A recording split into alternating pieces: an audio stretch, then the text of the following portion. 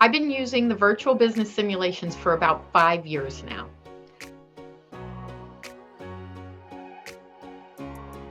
Oh, I've used many of them. Depending on what I was teaching each year, I was able to go into the vast array library of what's available to utilize. So I've used everything from intro to business, entrepreneurship, personal finance, marketing. So I've even used the sports and entertainment management because there's such an array of marketing pieces in there. One example would be I did in marketing. I taught the entire session of marketing, and then at the end I gave them the different types of simulations that would have marketing in them. So for example, marketing is an array of industry and job opportunities for students, and they're not aware of that. So I was able to put hotel and restaurant management, entrepreneurship, intro to business, sports and entertainment management. They all have some type of marketing in them. So I was able to do that, and the kids were able to experience different industries of marketing. So that was really interesting. I use all the virtual simulations throughout the school year constantly. They're in my program weekly, daily. What I like to do is I will teach the lesson, and then at the end of the week, I use the virtual simulation as an assessment to what they've learned. So I can use it as an assessment, but for me, it's really important. This is what I do. I take the simulation, I require the students to get 100 on them. So follow me on this. They're required to get 100. They won't get 100 right away because they have not mastered the content. So by making it a requirement to get 100, which you can program in the simulation, they have to constantly do it over and over and over again and not give up. And as they do that, they master the content, they learn the content, and they get good at what they do. And that's a lesson we want to teach in life as well. So I don't allow them to get a 60 or a 70 or an 80. I require them to get 100. And the nice part is if they don't make 100, they can reset it and start all over again and figure out what they did wrong and how to correct it. So that is something that I utilize in the simulations, not required, but that's how I use it in my classroom. So the way I integrated, I had to look at the whole, when I was new and I didn't know what I was doing, I looked at this wonderful program and I said, well, how do I use it? I already have material I've been teaching with. How do I take the years of material I've had and integrate it with Knowledge Matters? So that's exactly how I did it. I looked at each unit that Knowledge Matters had. I determined what unit of mine was closest to that. And then I began to integrate. How do I integrate? Knowledge Matters has a reading component to their simulations, and I give that as a reading assignment. I then created my slides to match cohesively with the content that's in the reading assignment. So I would teach the content, they would have a reading assignment to reinforce the content. And one very important thing I did was I pulled out the vocabulary in the reading assignment. So that was one way that I was able to collaborate with Knowledge Matters. I pulled out the vocabulary, I taught what the vocabulary meant, and then they read the reading assignment. From there, we went into the math quizzes, the reading quizzes, and then the virtual simulation. It kind of goes hand in hand, one on top of the other. So you take the content from the reading assignment. I created the slide toward the reading assignment and vocabulary. Then we tested our skills with the reading quizzes, the math quizzes, and then the virtual simulations.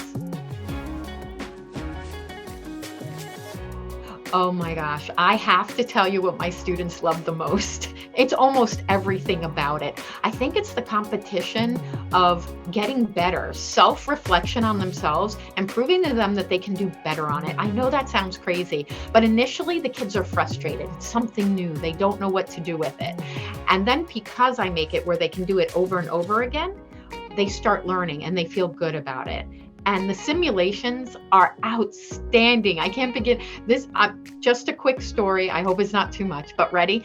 My students were in personal finance. And in personal finance, you have to understand, they have to rent an apartment, apply for school, apply for a job, with a resume that's preset for them. So it's pretty amazing. Now, when they rent the apartment, this was really funny. They have to buy furniture, they have to pay bills regularly. If they don't pay bills, their electric gets shut off.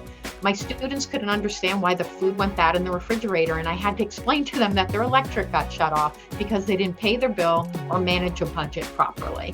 So these are all the things. And the funniest comment I received from a student is, "This is ridiculous. This isn't like the real world."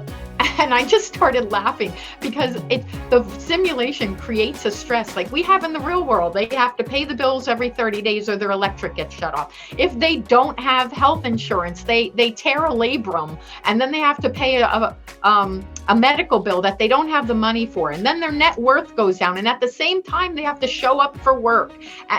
And they get so stressed out at everything coming at them.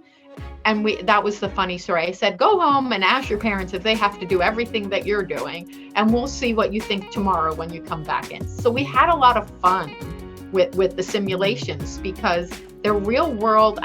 It's not just the content. You have to understand Knowledge Matters simulations. It's not just content. It's the stress the students feel in real world simulations that are accurate. I'm going to be honest with you, very accurate. So I think that's what the kids love the most. And then right after that, we go into competition. We compete twice a year in the fall and in the spring, and they get to test their skills and what they've learned in class. And the excitement they have to compete against kids all over the United States. I mean, you have to understand, Ohio, California, Georgia, they start showing up on the screens and the kids cannot believe that they're competing on a national level. It's just such a great soul-filling event for these kids, and it makes them really feel their worth. Sometimes kids don't really know what they're worth or the value of who they are. And this competition allows students to say, hey, if I could do this, what else could I do? So Knowledge Matters is more than content. And unless you're using Knowledge Matters, you will not understand that.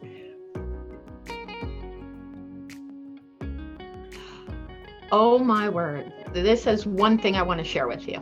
I had a student that graduated last year, and they started working in the retail industry. And they became a manager of a store, an assistant manager, while they were going to college. And I actually received an email saying, Mrs. Iliff, you are not going to believe this. We were doing inventory in the back room, and I remember the simulations and how everything was stocked in a certain order. And actually remember what my student did was put the rack in front of the door. So our virtual simulations, our avatars would not leave the back room to stock the floor. So it was really funny. They said, yes, I actually had to tell them to move the racks because I remember I blocked the door. And I started laughing. So they called me and they were explaining how in the Sims they were using some of the knowledge they learned in the Sim in their real world job. So that was even the pricing, because there's a global pricing markup in the marketing component, and they were actually able to speak about that to the manager about that global marketing markup that was in there. So that was really cool. But yeah, I find that my students, after doing the Sims, then they get a job, then they call me up or they come in and say, Mrs. Iliff, do you know what I did today? I did this, this, and this from the simulation. So I have a bunch of students that are working at the local stadium we have here. It's a minor league baseball stadium, and they're all working there this summer. So I can't wait to find out, especially with ticket sales, parking. In the sports and entertainment management, you have to figure out what parking lot that people are going to park in, how much it costs in every parking lot, how much ticket sales are, seats sold, the marketing, and my students are all working in this venue over the summer. So it's going to be really nice when I get them back this year to say, so what did we learn? If you've been teaching for a while, you're set. You kind of go, oh, I don't want to do all this extra work. I already have a class in place. It's okay. It's not hard. Take that extra time and immerse Knowledge Matters into what you already have. It's not that hard, I promise. Initially, like the kids, you'll feel like it is. And you'll be like, I can't do this. But if you just hold off, a day or two while you understand the program, it's very easy to immerse it into your class.